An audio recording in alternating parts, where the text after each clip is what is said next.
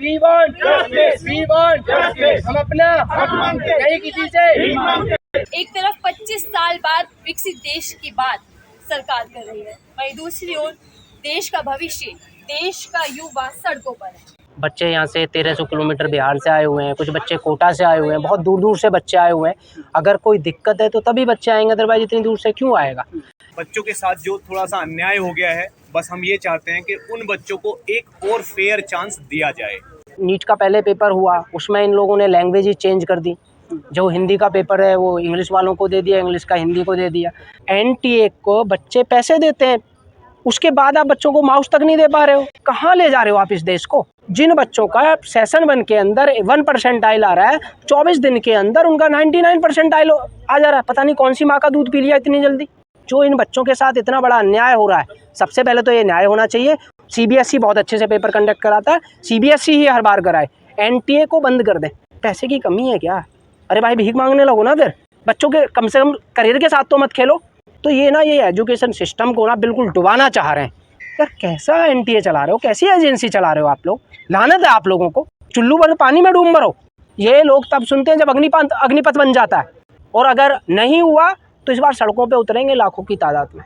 NTA का तो it is the biggest crime of NTA। हम प्रूफ्स के साथ सबमिट करने को तैयार हैं सारी डॉक्यूमेंट्स कि NTA ने इसमें बहुत सारी गलतियां की। मेरा नाम पवन भड़ाना है।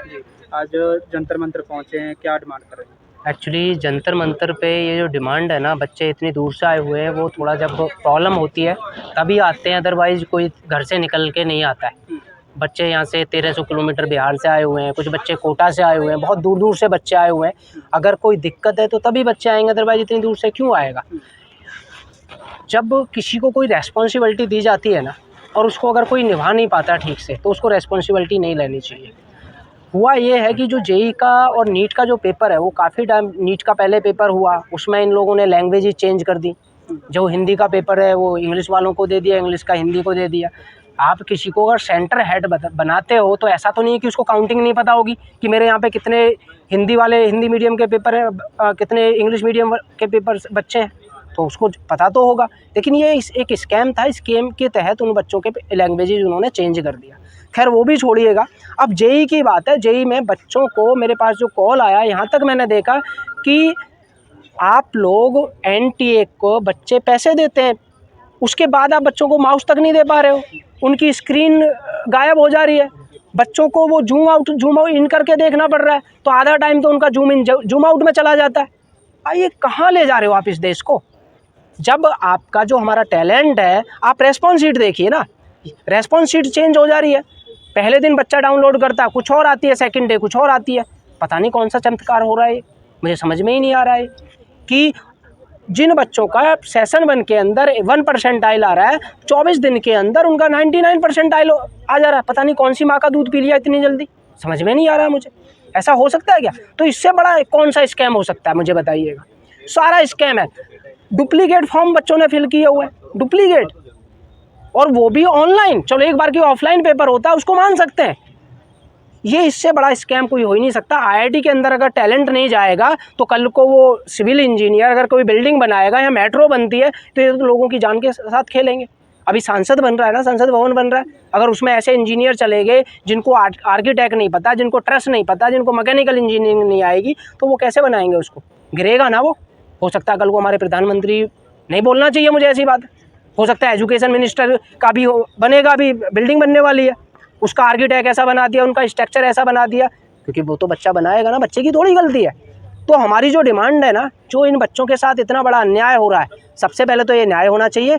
दूसरा, NTA से, एजुकेशन मिनिस्टर सर से बात कर रहा हूँ, मैं पहले भी मिल चुका था DU को लेकर एजुकेशन मिनिस्ट्री से, तब भी बात करी थी मैंने, बात रखी थी। अभी भी मैं उनको बोलना चाहता हूँ कि NTA को एक बंद डब्बे में बोतल के अंदर रख दें और उसको CBSE को दे दें।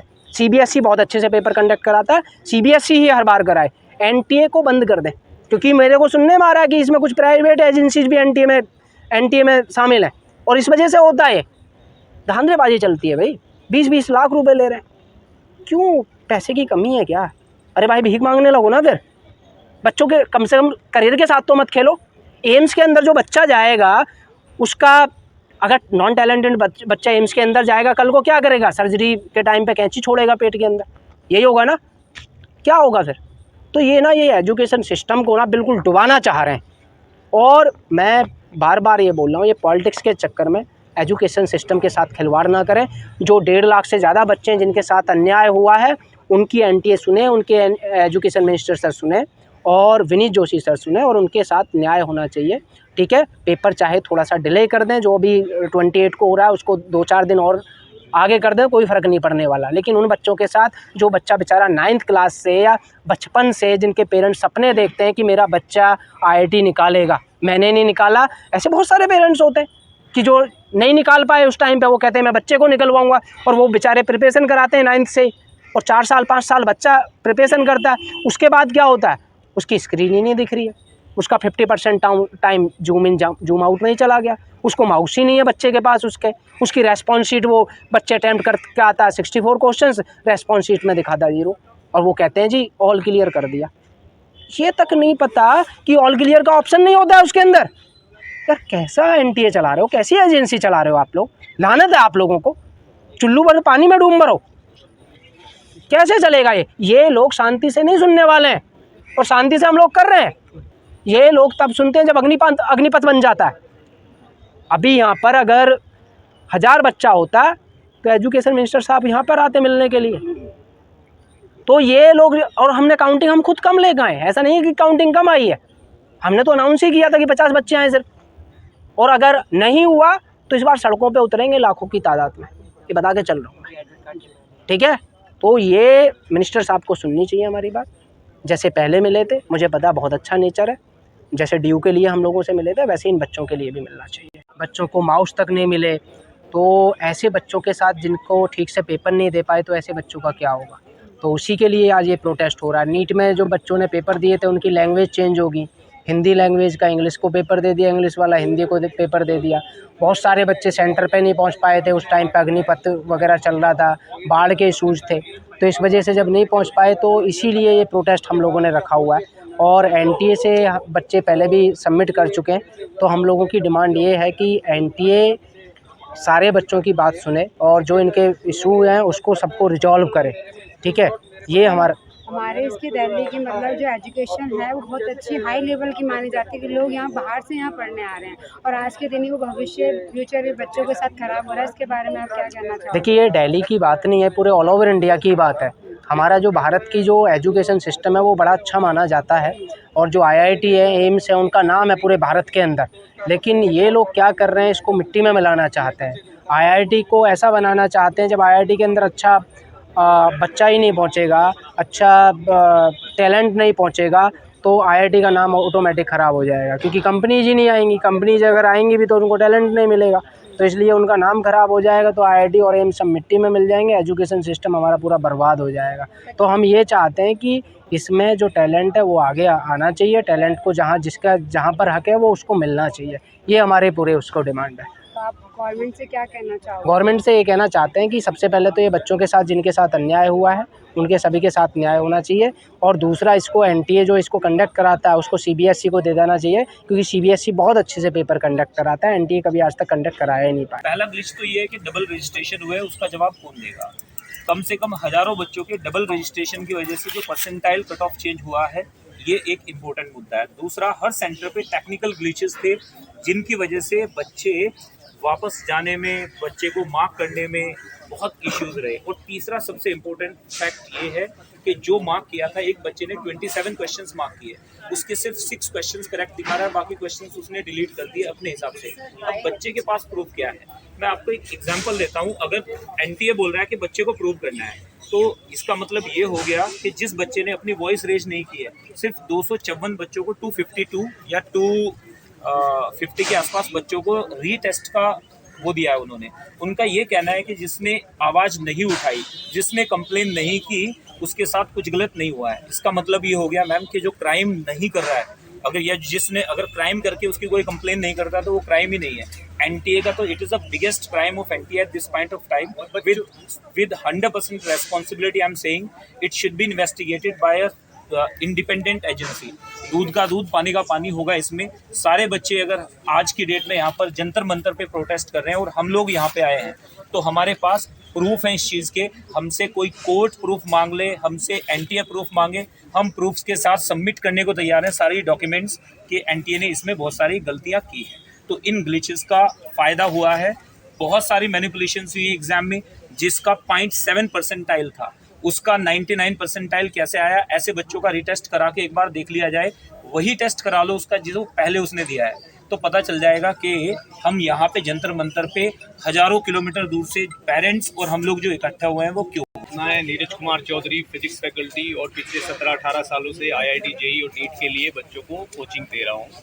ठीक है, तो मेरा मानना ये है कि बच्चों के साथ जो थोड़ा सा अन्याय हो गया है, बस हम ये चाहते हैं कि उन बच्चों को एक और फेयर चांस दिया जाए। इस चीज़ के प्रूफ्स हैं, बच्चों की मेल्स हैं, सरकारी जगहों पे दर्ज किए हुए बयान हैं, वॉइस रिकॉर्डिंग्स हैं, वीडियो रिकॉर्डिंग्स हैं कि उनके साथ सेंटर पे क्या क्या हो गया है, जो टेक्निकल ग्लिचेस हैं उन सब के प्रूफ हैं। तो उनकी तरफ ध्यान दिया जाए, उनको देख के आंखें बंद ना की जाए। तो जिन महानुभाव बड़े बड़े अधिकारियों के हाथ में बात है, वो प्लीज़ बच्चों के फ्यूचर के बारे में ज़रूर सोचें, एक बार इधर ज़रूर देखें। बहुत बच्चों का फ्यूचर स्टेक पे लगा हुआ है, और जो चीज़ सच है, जिसके प्रूफ्स हैं, उस पर तो ध्यान देना चाहिए। ठीक है, बहुत सारे ऐसे स्टूडेंट्स हैं जिन्होंने 20-20, 30-30 क्वेश्चन अटेम्प्ट किए और उनके 5 क्वेश्चन दिख रहे हैं। कुछ सेंटर्स पे लाइट चली गई है, एक 1-1.5 घंटा लेट हुआ है। तो मैं ये जानना चाहता हूँ कि जब एनटीए के कुछ नॉर्म्स होंगे किसी सेंटर को पास करने के, चलो भाई इस सेंटर पे एग्जाम होगा, तो उससे पहले उसकी चेकिंग होगी, उसके कुछ नॉर्म्स होंगे, कुछ रूल्स होंगे कि इनको पास करेगा तभी इसको बच्चों के एग्जाम के लिए सेंटर बनाया जाएगा। वो कहाँ गए? उससे पहले वो चेक होने चाहिए, बच्चे एंटर कर रहे हैं उससे पहले सारे सिस्टम चेक होने चाहिए। कुछ बच्चों को माउस नहीं मिल रहा है, उनके सिस्टम के माउस काम नहीं कर रहे हैं, वो कैसे अटेम्प्ट करेंगे? और अगर सॉफ्टवेयर में दिक्कत है तो वो पहले चेक हो जाना चाहिए। तो मुझे ये लगता है कि सिस्टम में कुछ दिक्कत है, पहले सेंटर को अच्छे से चेक नहीं किया जाता है, यूं ही बच्चों को भेज दिया जाता है। तो उनके जवाब चाहिए, और जवाब भी नहीं, बस बच्चों को फेयर चांस दिया जाए, उनके फ्यूचर के साथ खेल ना हो। हर एक इंसान, कोई माँ बाप तो इतनी मेहनत करके अपने बच्चों को 2 साल 3 साल प्रिपरेशन कराता है कि अपनी ज़मीन बेच के, अपने गांव में अपनी भैंसें बेच के, दूध बेच के, तब जाके उनको फीस भरता है उनकी। उनके साथ अगर मान लो उसका लास्ट चांस है, ये उसका आखिरी चांस है।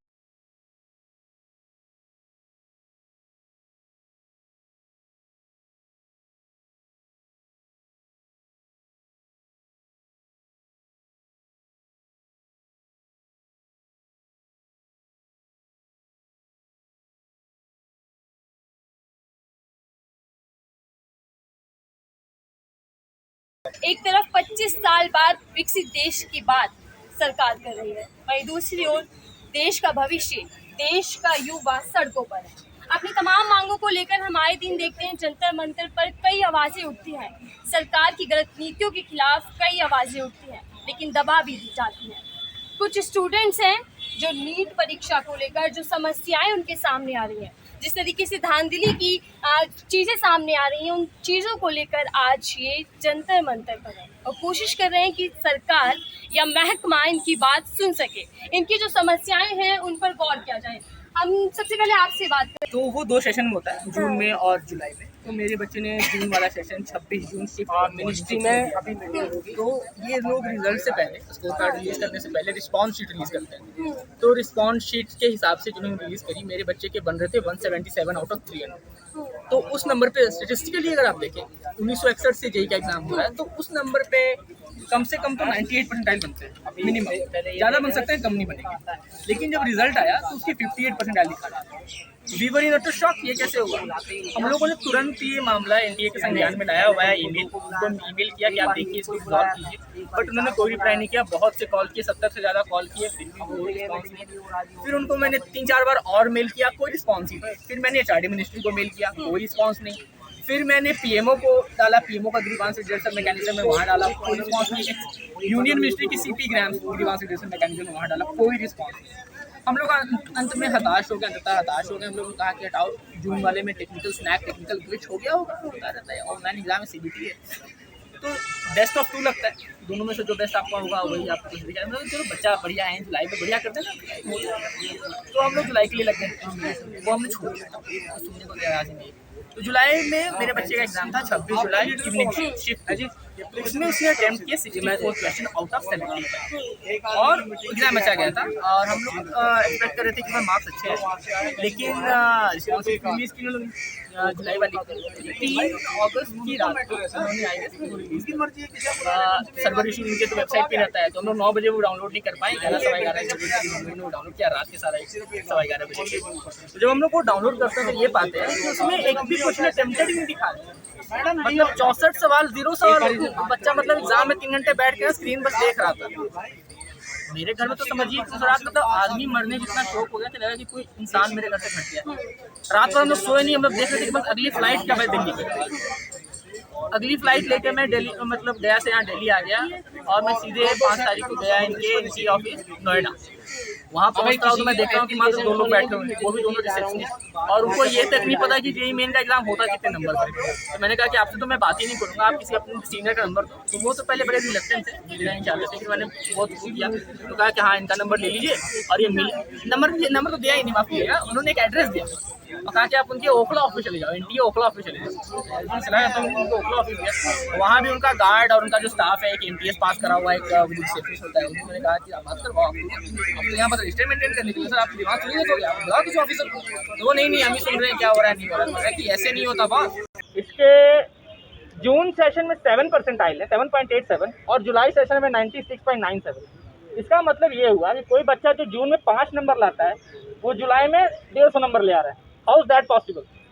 बच्चा 9 से तैयारी करता है, आप समझ लो कि 9 से 12 तक 4 साल तो वो हो गए, कोई ड्रॉप कर गया तो 6 साल की तैयारी होती है, 4 से 6 साल की तैयारी होती है। उसके बाद बच्चा कट ऑफ नहीं क्लियर कर पाता। ये 24 दिन में कौन सी गुट्टी पी रहे हैं ये लोग, और ये अकेले केस नहीं है। मैं आपको एक और केस बताऊं, इसके साथ साथ केस ये भी है कि जो 150 वाला बच्चा है वो उसके 5 नंबर भी आ रहे हैं, 5 वाले के 150 आ रहे हैं, 150 वाले के 5 आ रहे हैं। आए ना 177 थे मेरे भाई के, 33 दिए नहीं लोग। हाँ। अब देखो अगला मैं बताता हूँ, ये एक बच्चा है, इसके 37% आए हैं जून सेशन में, ये देखो 37% आए हैं जून सेशन में, और जुलाई सेशन में इसके बन जा रहे हैं 99.84। मतलब ये 15 नंबर से 250 नंबर पे पहुंच गया 24 दिन के अंदर। How is that possible? मतलब Indian all over India rank इसकी मेरे ख्याल से 1500 के आसपास आई। अरे सीआरएल उस पे दी हुई है सर। अच्छा हाँ दी तो है, सीआरएल की 1485, 12 लाख बच्चों में 1485 रैंक आई, जिसका कि फर्स्ट उसमें 37 परसेंटाइल था। 37 परसेंटाइल में कितनी रैंक हो गई? मतलब मेरे ख्याल से 4 लाख रैंक, 4 लाख से वो पहुंच गया 1585 रैंक। अब ये हुआ फिर एक और केस है, ये देखो ये 3 केसेस तो मेरे पास है, आप अगर ढूंढने जाओगे तो ऐसा आपको हजारों लास्ट ईयर सीबीआई ने तो हम ये समझना चाह रहे कि इतने जो स्कैम्स हुए हैं तो इसके लिए आपने कंप्लेन की? कंप्लेन ये सब ये चल ही रहा है, सारा कंप्लेन कंप्लेन ही है। और फिर तो कोई रिप्लाई नहीं, हर लेवल पे करप्शन। We want justice। हम अपना हक मांगते, हम अपना हक मांगते, नहीं किसी से भीख मांगते, हम अपना हक मांगते, नहीं किसी से भीख मांगते, हम अपना हक मांगते, नहीं किसी से भीख मांगते। We want justice। We want justice। हम अपना हक मांगते, नहीं किसी से भीख मांगते, हम अपना हक मांगते, नहीं किसी से भीख मांगते। We want justice। We want justice। हम अपना हक मांगते, नहीं किसी से भीख मांगते, नहीं किसी से भीख मांगते, नहीं किसी से भीख मांगते, हम अपना हक मांगते, हम अपना हक मांगते, हम अपना हक मांगते। We want justice। We want justice। We want justice। We want justice। We want justice। We want justice।